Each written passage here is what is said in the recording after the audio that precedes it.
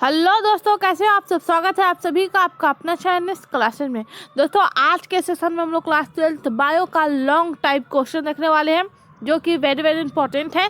तो इस सेशन में आप लोग 5-6 जो है वो लॉन्ग क्वेश्चन देखेंगे। स्क्रीन पे आप लोग को क्वेश्चन दिख रहा होगा। इसमें बोला गया है कि 6 क्वेश्चन दिया गया है, जिसमें से केवल 3 क्वेश्चन का आंसर आप लोग को देना है, जिसमें आप लोग को एक क्वेश्चन का 5 मार्क्स दिया जाएगा।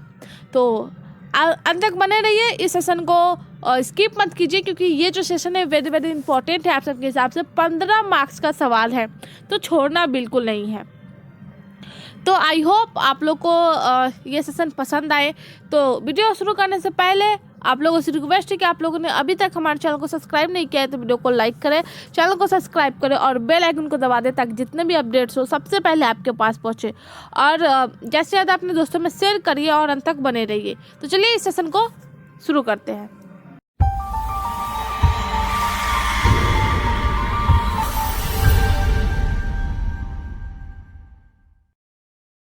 निम्नलिखित में किन्हीं 2 का संक्षिप्त वर्णन करें। पहला है अनुलेखन यानी ट्रांसक्रिप्शन। अनुलेखन यानी क्या होता है? ट्रांसक्रिप्शन। दूसरा है बहुरूपता। तीसरा है स्थानांतरण यानी ट्रांसलेशन। स्थानांतरण मतलब एक जगह से दूसरी जगह, और जिसको हम लोग ट्रांसलेशन बोलते हैं। और चौथा है जैव सूचना विज्ञान। तो इसमें किन्हीं 2 का देना है। तो हम लोग हम लोग का तो क्लास चल रहा है, यानी रिवीजन क्लास चल रहा है, तो हम लोग तो एग्जाम तो दे नहीं रहे कि किन्हीं 2 को बनाएंगे, इसलिए हम लोग पूरा देखने वाले हैं। तो चलिए, पहला है अनुलेखन यानी ट्रांसक्रिप्शन। तो स्क्रीन पे आप लोग को दिख रहा होगा अनुलेखन। तो यहाँ देखिए, अनुलेखन डीएनए के एक रज्जुक से अनुलेखन सूचनाओं का आरएनए में प्रतिलिपिकरण करने की प्रक्रिया को अनुलेखन कहा जाता है। डीएनए, ये रहा आप लोग का डीएनए और आरएनए, जिसमें केवल एक ही सूत्र यानी रस्सी टाइप का एक ही होता है। तो ये जो है वो क्या है? डीएनए को एक रज्जुक से अनुवांशिक सूचनाओं का आरएनए में प्रतिलिपि करने की प्रक्रिया को अनुलेखन कहा जाता है।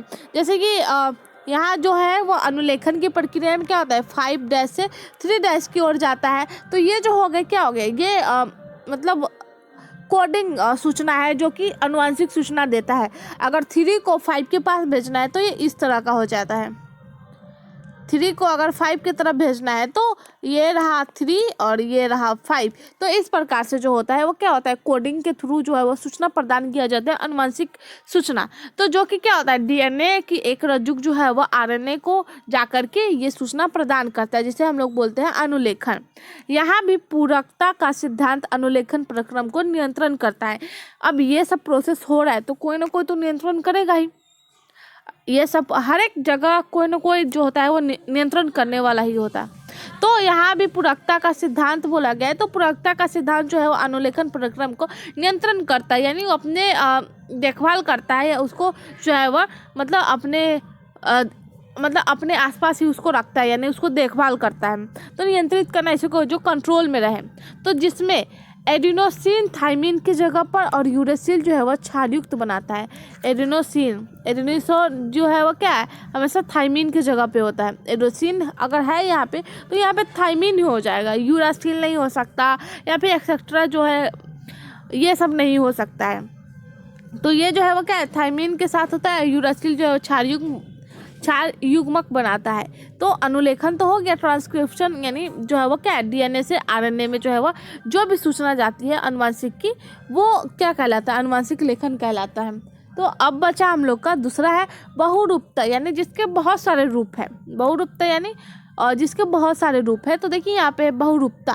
तो बहुरूपता साधारण तौर पर यदि एक वंशागति उत्परिवर्तन मतलब जैसे कोई परिवर्तन हो रहा है वंशागति में, जैसे वो अंदरूनी बॉडी के अंदर कोई भी जो है वो परिवर्तन हो रहा है, उसको बोलते हैं उत्परिवर्तन।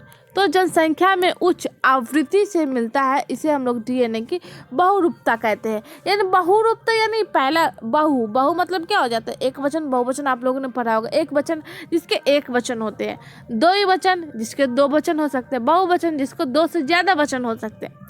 सेम उसी प्रकार से बहु मतलब हो गया ज़्यादा, रूपता मतलब उसके रूप, तो बहुत ज़्यादा रूप। तो कोई भी वंशागति है, मान लीजिए डीएनए का है, डीएनए के जो है इसके अंदर बहुत सारे प्रोसेस मिल सकते हैं। जो यूरेसिल थाइमिन ये सब होते हैं।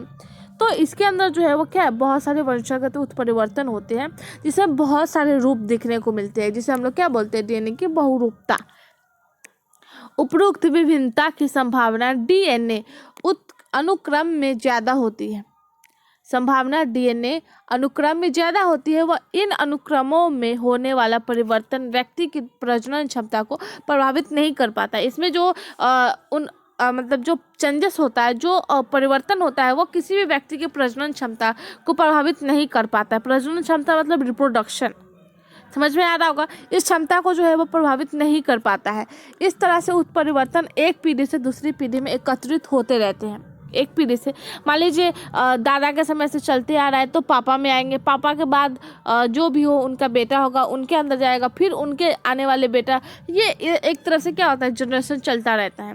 तो ये जो है वो क्या है, इस तरह के उत्परिवर्तन एक पीढ़ी से, यानी एक पीढ़ी, कोई भी पीढ़ी ले ले, दादा के टाइम से या परदादा के टाइम से, तो उस समय से चल रहा है। लेकिन अभी किसके पास आ रहा है, दादा, परदादा के बाद दादा, दादा के बाद पापा, पापा के बाद मेरा भाई या कोई भी, उसके बाद उसका बेटा, फिर उसका बेटा। तो इस प्रकार से जो है एक पीढ़ी से दूसरी पीढ़ी में एकत्रित होते रहते हैं, जिसके फलस्वरूप विभिन्नता यानी डिफरेंस यानी अंतर, विभिन्नता मतलब अंतर या फिर बहुरूपता उत्पन्न होती है। विभिन्नता यानी अलग अलग टाइप के, भिन्न यानी डिफरेंस यानी अलग अलग टाइप के जो विभिन्नता होती है वो, या फिर बहुरूपता यानी बहुत सारे रूप उत्पन्न होती है। बहुरूपता विभिन्न प्रकार की होती है यानी अलग अलग प्रकार की होती है, जिसमें एक न्यूक्लियोटाइड में या विस्तृत स्तर पर परिवर्तन होता है। बहुरूपता जो होती है वो विभिन्न प्रकार की होती है, जिसमें क्या होती है, एक न्यूक्लियोटाइड में क्या होती है, एक न्यूक्लियोटाइड या फिर विस्तृत स्तर पर चेंजेस होती है, परिवर्तन होती है। विकास व जाति उद्भव में उपरोक्त बहुरूपता की बहुत बड़ी भूमिका है। तो बहुरूपता आप लोग को साधारण समझ में आ गया। और डीएनए में जो चेंजेस होती है, डीएनए में जो बहुत सारे रूप होते हैं, जो बहुत सारे, बहुरूपता मतलब बहुत सारे रूप, लेकिन ये किस में होती है, ये वंशागति डीएनए में देखा जाता है। तो ये जो है वो क्या है, वंशागति उत्परिवर्तन जनसंख्या में उच्च आवृत्ति से मिलता है, इसे हम लोग डीएनए बहुरूपता कहते हैं। यानी बहुत सारे रूप देखने को मिलता है तो उसे हम लोग डीएनए का बहुरूपता कहते हैं। और ये जो है वह किसी भी व्यक्ति को प्रजनन में कोई मतलब प्रभावित नहीं कर पाता उसकी क्षमता को। और ये जो है वह एक पीढ़ी से दूसरी पीढ़ी में एकत्रित होते रहते हैं, मिलते रहते हैं। तो पहला तो हो गया हम लोग का क्या था, अनुलेखन, दूसरा बहुरूपता, तीसरा हम लोग का स्थानांतरण यानी ट्रांसलेशन। स्थानांतरण मतलब, स्थानांतरण का मतलब क्या है कि मतलब वो जो है वह एक जगह से दूसरी जगह जा रहा है। स्थानांतरण का मतलब है एक जगह से दूसरी जगह जा रहा है। तो देखते हैं स्थानांतरण आगे क्या है। तो स्थानांतरण या रूपांतरण, स्थानांतरण को हम लोग रूपांतरण भी बोल सकते हैं। तो स्थानांतरण यानी एक स्थान से दूसरी स्थान जाना, या फिर रूपांतरण यानी एक जगह से दूसरी जगह जाना। तो वह प्रक्रिया है जिसमें अमीनो अम्ल के बहुलकन से पॉलीपेप्टाइड का निर्माण होता है। स्थानांतरण या फिर रूपांतरण जो है वह प्रक्रिया है जिसमें क्या होता है, अमीनो अम्ल के बहुलकन से पॉलीपेप्टाइड का निर्माण होता है। अमीनो अम्ल क्रम आरएनए में पाए जाने वाला क्षारों के अनुक्रम पर निर्भर करते हैं। ये जो है क्या है, आरएनए में पाए जाने वाला क्या है, अनुक्रम क्षार है। अमीनो अम्ल पेप्टाइड बंध द्वारा जुड़े रहते हैं। अमीनो अम्ल जो है वो पेप्टाइड बंध द्वारा जुड़े रहते हैं। पेप्टाइड बंध के निर्माण में ऊर्जा की आवश्यकता होती है। मोस्टली सही बात है, कोई भी चीज़ की अगर हम लोग निर्माण कर रहे हैं तो उसमें इफेक्ट तो लगेगा, यानी ऊर्जा तो लगेगी। तो जिस प्रकार से अमीनो अम्ल पेप्टाइड बंध से जुड़े रहते हैं, जब पेप्टाइड बंध का निर्माण होता है उसमें ऊर्जा की आवश्यकता होती है। तो इस प्रकार से अवशेषित दो आंतरण आरएनए का एक दूसरे से काफ़ी पास में आने से उनके पेप्टाइड बंध का निर्माण होता है। तो स्थानांतरण समझ में आ गया होगा। अब देखते हैं जैव सूचना विज्ञान। तो जैव सूचना विज्ञान क्या है, ये हम लोग शॉर्टली देख रहे हैं। इसके माध्यम से जो है वो क्या है, इसके बारे में थोड़ा सा शॉर्टली जानते हैं। एचजीपी के विषय में जानकारी जीव विज्ञान के इस नए क्षेत्र का तेजी से विस्तरण से संभव हो पाना, जिसे हम लोग जैव सूचना कहते हैं। इसे बायो इन्फॉर्मेटिक्स भी कहते हैं। मतलब एचपी के विषय में कुछ भी जानना हो तो जीव विज्ञान के जो नए क्षेत्र की तेजी से जो संभव हुई है, मतलब बहुत आसानी से हम लोग को जानकारी मिल जाता है, उसे हम लोग बोलते हैं जैव सूचना। यानी जीव के बारे में जो भी सूचना बहुत ही आसानी से मिल जाता है उसे बोलते हैं जैव सूचना। इसे हम लोग बायो इन्फॉर्मेटिक्स कहते हैं। तो हम लोग का क्वेश्चन क्या था, देखिए क्वेश्चन पूछा गया था कि निम्नलिखित में किन्हीं दो का संक्षिप्त लिखे, या फिर अनुलेखन हो सकता है, या फिर बहुरूपता, स्थानांतरण, या फिर जैव सूचना। तो 4 इसमें दिए हुए हैं। अगर मान लो ये दोनों भी लिख रहे हैं तो 5 मार्क्स तो हम लोग को दे ही देगा। तो टोटल हम लोग को 50 मार्क्स गेन करना है और लॉन्ग टाइप क्वेश्चन में 3 क्वेश्चन दिए रहते हैं। तो चलिए एक क्वेश्चन तो सॉल्व हुआ, इससे हम लोग 5 मार्क्स तो ला सकते हैं। नेक्स्ट क्वेश्चन देखते हैं। क्वेश्चन नंबर 2 देखिए, क्वेश्चन नंबर 2 में है समजात अंग या फिर असमजात अंग का क्या है, इनके उदाहरण देकर समझाइए। समजात अंग यानी जिसका जो समान उत्पत्ति हो, जिसके अंगों में समान उत्पत्ति हो या फिर उनकी जो जाति होती है वो समान होती है। समजात यानी उनके अंदर जो भी हो एकदम इक्वली होना चाहिए। असमजात जो अलग अलग टाइप के होते हैं, वो अलग दिखाई देते हैं, मतलब अलग उनकी जो होती है वो अंगें होती है। तो देखिए यहाँ पे लिखा हुआ है समजात अंग की परिभाषा। डिफ्रेंशन कर रहे हैं तो हम लोग बीच में ये भी डाल सकते हैं, क्योंकि ये डालने से थोड़ा इफेक्टेबल दिखता है, तो लगता है एग्जामिनेशन को कि हाँ ये बच्चा पढ़ा लिखा है, कुछ ऐसे टाइप का। तो चलिए समजात अंग, तो इन अंगों में समान उत्पत्ति और संरचना होती है। इनकी उत्पत्ति एकदम समान होती है और संरचना भी, यानी उनकी बनावट एकदम समान होती है, और ये हो जाएगी समजात। किंतु एक दूसरे के कार्यों में भिन्न भिन्न हो सकते हैं, यानी उनके जो कार्य होते हैं, कार्य मतलब काम, वो अलग अलग हो सकते हैं। तो इसे ही बोलते हैं समजात अंग। समजात अंग को समझिए थोड़ा सा। इन अंगों में समान उत्पत्ति होती है, यानी समान इनकी जो क्या होती है उत्पत्ति, और इनकी संरचना यानी बनावट इनकी जो होती है वो समान होती है, लेकिन इनके जो काम होते हैं वो अलग अलग होते हैं। जैसे धरती पे बहुत सारे ह्यूमन बीइंग यानी मनुष्य है, लेकिन हर एक मनुष्य का अपना अपना काम है। कोई मनुष्य जो है वह अपना काम अलग करते हैं, कोई नौकरी करते हैं, कोई बिजनेस करते हैं, कोई खेत चलाते हैं, कोई वैसे कोई जानवर को पालते हैं, तो कोई है जो है मतलब कार चलाते हैं, तो कोई बाइक चलाते हैं, तो कुछ भी चलाते हैं, मतलब हर एक आदमी का अलग अलग काम है। उसी प्रकार से समजात अंग क्या होगा, मतलब इसमें जो हो गया कि उनका जो समान उत्पत्ति जो है वह एकदम समान होना चाहिए, संरचना भी समान होना चाहिए, लेकिन उनके काम अलग अलग हैं। तो यहाँ पे हम लोग जो है वो समजात अंग में ह्यूमन बीइंग ले सकते हैं, क्योंकि हम लोग तो जाति एक ही है ना। ह्यूमन बीइंग समान एक है, उनकी उत्पत्ति एक है, संरचना एक है, लेकिन उनके काम अलग अलग है। कोई भी इंसान कोई भी काम कर सकता है। तो इसका एग्जाम्पल पहला तो हम बता दिए मनुष्य हो सकते हैं, दूसरा हो जाएगा पक्षी और चमगादड़। पक्षी देखने में एकदम जाति दिख जाता है कि हाँ ये पक्षी है, ऐसा तो है नहीं कि पक्षी मेढक को देख करके बोले ये पक्षी है, ऐसा नहीं है। पक्षी जो है वो क्या है, पक्षी और चमगादड़ के पंख दोनों जो है वो क्या है एकदम समान होते हैं, तो दोनों में डिफरेंस नहीं बता सकते। मेढक में भी जो है वह अंतर नहीं किया जा सकता, ये समजात अंग होते हैं। इसकी बॉडी जो होती है उस पर जो होती है वो ये एकदम सॉफ्ट होती है। कभी आप लोगों ने पकड़ा होगा तो ये एकदम सॉफ्ट होती है, और इसके शरीर पर जो है वह कुछ एरो टाइप का होता है, स्केल जिसको बोलते हैं, और उसके ऊपर जो है वह ब्लैक कलर का कुछ इस टाइप का होता है। आप लोग को फिगर में दिख रहा होगा मेढक का फिगर, और यहाँ पे देखिए, यहाँ पे आप लोग को दिख जाएगा। और घोड़े और मानव के अग्रपात या पश्चपात समान अंग के होते हैं। अग्रपात यानी आगे कान अंग होते हैं। तो ये जो है वो क्या है समान अंग, आप लोग को समझ में आ गया होगा। अब देखिए असमजात अंग, तो ये अंग जो है वह समान कार्य करते हैं, इनके अंग जो होते हैं वह समान कार्य करते हैं, किंतु इनकी उत्पत्ति भिन्न भिन्न होती है। काम तो समान करते हैं लेकिन इनकी उत्पत्ति भिन्न होती है, जिसके कारण इनकी आकार आधार रचना भी भिन्न होती है। इनके आधार जैसे कीट में देखिए तितली, ग्रास हॉपर्स आदि, इनके पंख की रचना जो होती है टेरोडाइटाइल होती है, यानी विलुप्त उड़ने वाले रेपाइल्स जैसी होती है। पक्षियाँ या चमगादड़ में अलग अलग होती है, इनके कार्य समान होते हैं लेकिन इनकी संरचना उत्पत्ति जो होती है भिन्न होती है। लेकिन यहाँ पे जो पक्षी और चमगादड़ है इसके केवल पंख समान होते हैं। तो ये समजात अंग हो गए, और इसकी जो उत्पत्ति है एकदम कार्य जो है वो समान होती है, लेकिन इसमें क्या होती है, इसमें अलग अलग होती है, इसकी रचना जो होती है भिन्न होती है। तो ये जो है असमजात अंग में भी आ सकते हैं। तो आई होप आप लोग को ये भी क्वेश्चन समझ में आ गया होगा। देखिए क्वेश्चन नंबर 3 देखते हैं। 3 में मलेरिया ज्वर के कारण लक्षण, नियंत्रण तथा इसके रोकथाम को बताइए।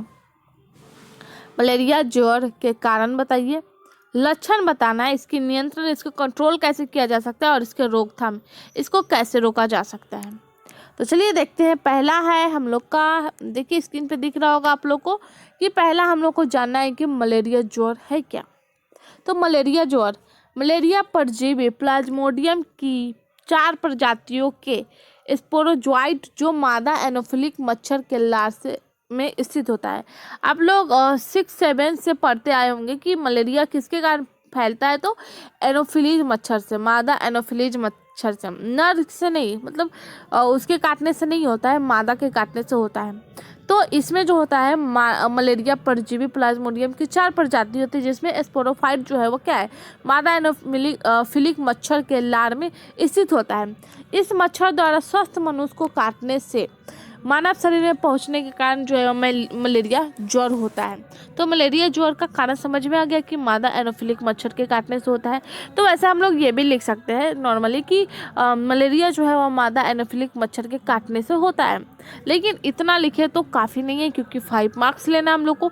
तो अगर ऊपर का लाइन हटा दे तो ये लिख सकते हैं कि मादा एनोफिलिक मच्छर में लार स्थित होते हैं, और ये जो मच्छर है वह स्वस्थ मनुष्य को काटने में मानव शरीर में पहुंचने के कारण ये बीमारी होता है। तो इतना लिख सकते हैं।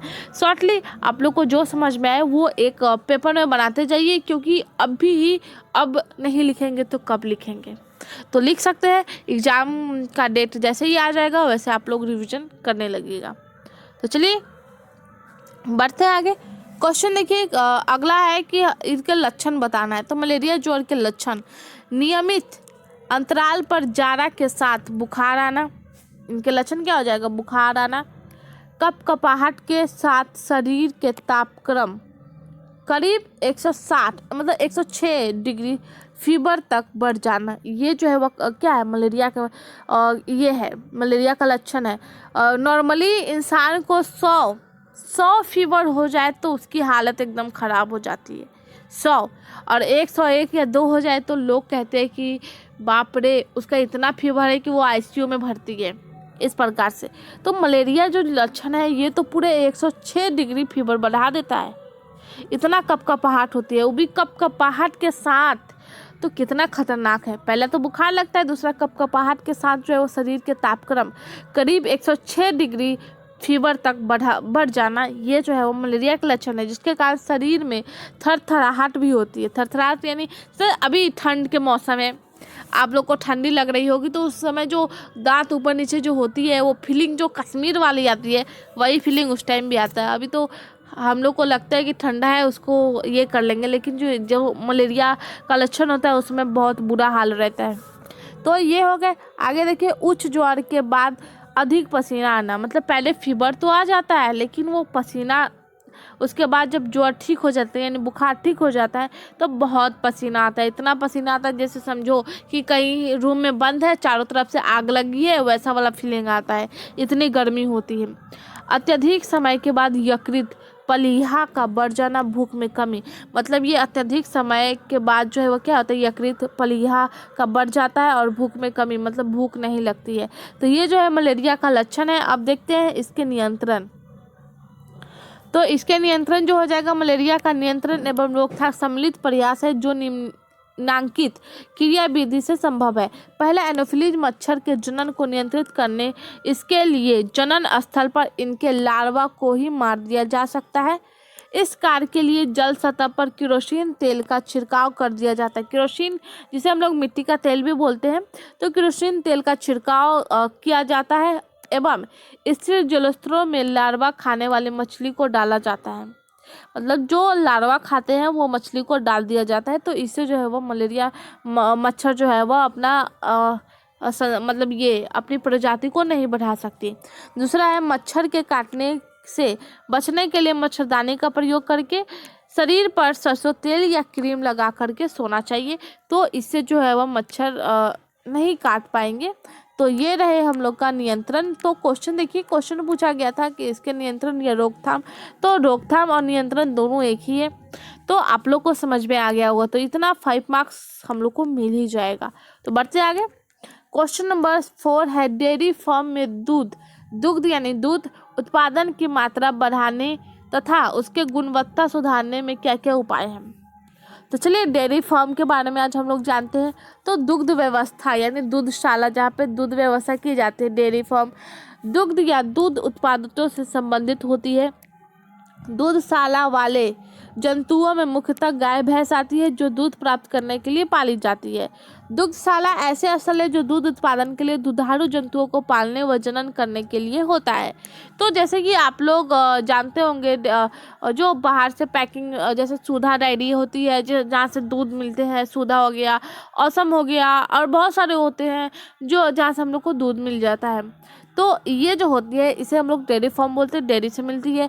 नॉर्मली तो वैसे गाय भैंस गांव में मिल जाते हैं लेकिन हर जगह ये संभव है नहीं, तो वहाँ पे जो है वह बाहर का दूध यूज किया जाता है डेयरी फार्म द्वारा। तो डेयरी फार्म में जो है वह दूध मात्रा बढ़ाने या उनकी गुणवत्ता को सुधारने का उपाय क्या है वो जानना है हम लोग को। तो देखिए यहाँ पे दिया हुआ है कि दूध उत्पादन बढ़ाने के लिए पशु प्रजनन प्रक्रिया अपनाई जाती है। इनके निम्न चरण सम्मिलित है। पहला, जाति का चयन करना, मतलब किस दूध चाहिए, तो गाय लेना चाहिए या फिर भैंस लेना चाहिए, ये पहले निर्धारित होना चाहिए। तो दूध की प्राप्ति जाति के चयन पर आधारित होती है। उच्च उत्पादन वाली रोग से प्रतिरोधी व क्षेत्र की जलवायु दिशाओं में अनुकूलित होती है। मतलब जाति का चयन करने के साथ साथ देखना चाहिए कि वो प्रजाति यानी चाहे वो गाय हो या भैंस हो वो किस अवस्था में है वो।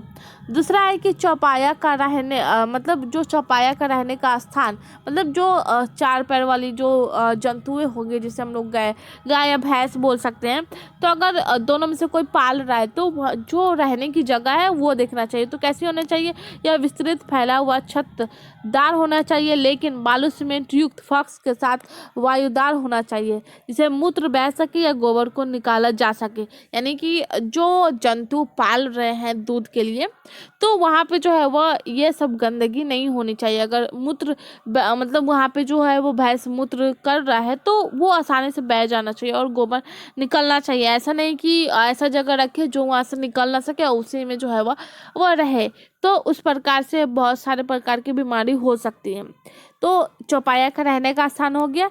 अब देखिए यहाँ पे दिया हुआ है ग्रूमिंग मतलब हो गया कि जैसे कि देखभाल करना। जैसे चौपाया को नियमित रूप से दांत की सफाई, मतलब गाय की जो है वो दांत की सफाई, मालिश या फिर साफ रखना चाहिए। नियमित रूप से ग्रूमिंग चौपाया को स्वस्थ रखती है। ग्रूमिंग जो है वह एक तरफ से इनकी सफाई के लिए किया जाता है, इनके दांत की सफाई, मालिश वगैरह वगैरह में इसका यूज किया जाता है, जिससे क्या होती है गाय या भैंस वो स्वस्थ रहती है। सुरक्षा सुविधा, स्वस्थ सुरक्षा पशुओं वाले डॉक्टर के समय समय पर पशुओं को रहने के साथ साथ जांच करनी चाहिए। मतलब पशु कैसा है, ठीक है, ऐसा तो है नहीं कि ह्यूमन बीइंग है वो और हमें बताए कि हमें पेट दर्द है, पैर दर्द है, सर दर्द दे रहा है, तो वो तो जानवर है, वो बोल नहीं सकता। तो इसके लिए डॉक्टर को रखना चाहिए ताकि वो समय समय पर उनकी जांच कर सके कि वो अभी है कैसा, मतलब कोई तकलीफ वाली बात तो नहीं है। बीमार एवं दुर्लभ जंतुओं को पृथक करने उनकी देखभाल करनी चाहिए। तो इनके लिए डॉक्टर का रहना बहुत ज़रूरी है जिसे पता लग सके कि वो पशु जो है वह क्या है, स्वस्थ है या नहीं। तो क्वेश्चन नंबर 4 आप लोग को समझ में आ गया होगा। डेयरी फार्म के दूध उत्पादन की मात्रा बढ़ाने या उनकी गुणवत्ता सुधार करने के क्या क्या उपाय है। पहले तो डेयरी फार्म से संबंधित कुछ बताएंगे कि पहले तो चयन करना चाहिए कि किस प्रकार से हो, गाय का हो या भैंस का हो। लेकिन मेरे हिसाब से जो अभी डेयरी फार्म से जो दूध आती है, चाहे वो सुधा कंपनी का हो या फिर कहीं और, तो शायद उसमें पाउडर होती है, उसका यूज़ तो हम करते नहीं है, लेकिन हमारे हिसाब से उसमें पाउडर होती है, उसे पाउडर से बनाया जाता है। क्योंकि शहर में जो है वह अधिकतर लोग जो है वह गाय भैंस पालना पसंद नहीं करते हैं, तो इसी प्रकार से जो है वो इसका यूज करते हैं। तो चलिए आप लोग का क्या उपाय है, आप लोग का क्या सजेशन है, कमेंट में बताइए कि आप लोग को लगता है कि डेयरी फार्म जो जैसे कि कोई भी कंपनी हो वो मतलब गाय भैंस का दूध यूज करती है या फिर पाउडर यूज करती है, तो कमेंट में बताइए। चलिए तो बढ़ते आगे, नेक्स्ट क्वेश्चन देखते हैं। क्वेश्चन नंबर 5 है, निम्नलिखित में किन्हीं 2 पर टिप्पणी लिखना है, चाहे वो पीसीआर हो, प्रतिबंध एंजाइम और डीएनए हो या फिर काइटिनेज हो। चलिए हम लोग को तो रिवीजन कर रहे हैं तो हम लोग तीनों देखने वाले हैं। तो पीसीआर का अर्थ है पॉलीमरेज चेन रिएक्शन, यानी पॉलीमरेज श्रृंखला अभिक्रिया। पॉलीमरेज का पूरा फुल फॉर्म आप लोगों को पता हो गया, पॉलीमरेज चेन रिएक्शन यानी पॉलीमरेज श्रृंखला अभिक्रिया है। यह एंजाइम जीनोमिक डीएनए को टेम्पलेट के रूप में काम में लेकर अभिक्रिया से मिलने वाले न्यूक्लियोटाइडों का उपयोग करते हुए उपक्रमों को विस्तृत कर देता है। यदि डीएनए प्रतिक्रियन प्रक्रम कई बार दोहराया जाता है तब डीएनए खंड को लगभग 1 अरब गुना प्रवर्धित किया जा सकता है। तो डीएनए के बारे में पॉलीमरेज जो है वो क्या एक चेन है और ये जो है एंजाइम जीनोमिक डीएनए के टेम्पलेट के रूप में काम करता है और इसमें जो होती है वो डीएनए जो होती है वो कई बार दोहराया जाता है। डीएनए का तो आप लोग संरचना देखेंगे ये तो 2 सूत्री होते हैं और इसमें जो होती है और डीएनए जो होती है इस प्रकार से होती है, इतना लंबा होता है कि मतलब शून्य से लेकर अनंत तक, धरती से लेकर अगर वहाँ तक भी ले जाए तो अनगिनत है, इतनी बड़ी है। और मतलब शॉक्ड वाली बात ये है कि वो हम लोग को पेट में है यानी स्टमक में है और हम लोग को पता नहीं है और इतना बड़ा है कि यहाँ से लेकर के अगर आकाश में चला जाए मतलब शून्य से लेकर के अनंत तक वो उसको नापा नहीं जा सकता है, अनगिनत है। 1 अरब गुना जो है वो क्या है उनके खंड होते हैं। तो इतना बड़ा चीज़ जो है वो हम लोग के छोटे से पेट में जो है वो क्या है घुसा हुआ है, मतलब रखा हुआ है, कितने सिस्टमेटिक तरीके से रखा हुआ है। तो आप लोग को आई होप पीसीआर समझ में आ गया होगा। चलिए बढ़ते आगे। तो प्रतिबंधन एंजाइम देख लेते हैं। प्रतिबंधन एंजाइम जो है वो क्या है और डीएनए ये जो है आणविक कैची कहे जा सकते हैं इनको। प्रतिबंधन एंजाइम यानी डिस्ट्रक्शन एंजाइम की खोज से डीएनए की विशिष्ट जगहों पर काटना संभव हो सकता है। मतलब ये डीएनए है, ठीक है, तो डीएनए को जो है वो काटना हो तो यहाँ से काटेंगे तो ये रहा हम लोग का इतना, फिर यहाँ से काटना हो फिर यहाँ से काटना हो तो ये किससे संभव है तो प्रतिबंधन एंजाइम से संभव है। तो कटे हुए डीएनए का भाग प्लाज्मिड डीएनए से जोड़ा जाता है। यह प्लाज्मिड डीएनए संवाहक यानी वेक्टर की तरह कार्य करता है जो इससे जुड़े डीएनए को स्थानांतरित करता है। मतलब स्थानांतरण मतलब एक जगह से दूसरी जगह जाना। प्रतिजैविक प्रतिरोध जीन को संवाहक के साथ जोड़ने का काम एंजाइम डीएनए लाइगेज के द्वारा होता है जो डीएनए अणु के कटे हुए भाग पर कार्य कर उनके किनारों को जोड़ने का काम करता है। तो प्रतिबंधन एंजाइम जो है वो किसी भी डीएनए के कोई भी पार्ट हो उसको जोड़ने का काम करता है। अब बचा काइटिनेज। तो काइटिनेज एक प्रकार का एंजाइम है। तो इतना तो हो गया, बढ़ते आगे नेक्स्ट क्वेश्चन देखते हैं। क्वेश्चन नंबर 6 है निम्नलिखित में परिभाषा करें, मतलब निम्नलिखित का परिभाषा करें पृथक्करण का नियम या फिर असमजात अंग। तो पृथक्करण का नियम देखते हैं। पृथक्करण या फिर विसंयोजन का नियम बोल सकते हैं। इस नियम के अनुसार जो विपरीत लक्षण के जोड़े होती है जैसे एक्स है और फिर स्मॉल टी है तो हम लोग के पास जो है क्या आएगा स्मॉल टी स्मॉल टी फिर आ जाएगा स्मॉल टी फिर कैपिटल टी ये प्राप्त हो जाएगा। तो कोई विपरीत से करा रहा है ये विपरीत है तो हम लोग के पास जो है वो अलग लक्षण मिलते हैं। तो ये युग्मक बनते समय एक जोड़े को एलीन द्वारा एक दूसरे के साथ अलग हो जाते हैं। इसके फलस्वरूप जो है वह युग्मक के 2 में से केवल एक एलीन रहता है। यह युग्मक अपने शुद्ध होता है, मतलब ये शुद्ध होता है क्योंकि इसके लक्षण के लिए केवल एक एलीन में रहता है। इसके बाद देखिए युग्मकों के संलयन से प्रत्येक लक्षण दोनों एलील जोड़ी बना लेते हैं। इसे बिगाड़ो द्विधारी के प्रत्येक लक्षण के लिए 2 एलीन रहते हैं। चूंकि इनके निर्माण में के समय अर्ध विभाजन होता है, मतलब मान लीजिए 2n है तो ये डिवाइड होकर के n हो गया तो ये जो है वो क्या अर्ध विभाजन हुआ तो इनके जोड़े सिर्फ एक एलीन में पाया जाता है। तो ये रहा दूसरा असमजात अंग देखना है। तो असमजात अंग हम लोगों ने पहले ही देखा है कि ये समान कार्य करते हैं लेकिन इनको जो उत्पत्ति होती है वो भिन्न प्रकार की होती है जिसके कारण इनकी रचना में भी भिन्न होती है। जैसे कीट में तितली हो गए, तितली में अलग बात है। ग्रास हॉपर आप लोगों ने देखा होगा ग्रीन कलर का रहता है जिसे गांव में जिसे राम जी का घोड़ा भी बोला जाता है। आई होप मैं सही बोल रही हूँ। तो ग्रास हॉपर आप लोगों ने देखा होगा पंखों की रचना इनकी जो होती है वो डिफरेंट टाइप की होती है। विलुप्त उड़ने वाले जो है पक्षी और चमगादड़ में डिफरेंस है। इनकी पंख की बात नहीं कर रहे हैं, अगर इनकी पंख की बात करते हैं तो ये समजात अंग में आ जाता है, लेकिन इनकी बात कर रहे हैं तो ये डिफरेंस होती है। मान लीजिए जैसे तोता को देख लो, जैसे तोता को देख लो और जैसे कौवा को देख लो तो दोनों में डिफरेंस है। वो ग्रीन कलर का होता है, ये ब्लैक कलर का होता है और बहुत सारे डिफरेंसेस होती हैं।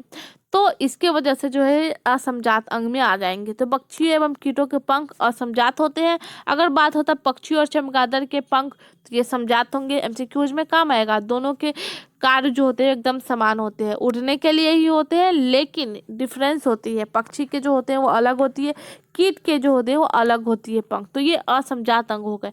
अगर बात करते हैं समजात अंग की, तो वहाँ पे पक्षी और चमगादड़ के पंख जो होते हैं वो ये हो जाते हैं, समजात अंग में आ जाते हैं। असमजात अंग जिनके कार्य समान होते हैं लेकिन उनकी बॉडी शेप ये सब जो होती है वो अलग अलग होती है।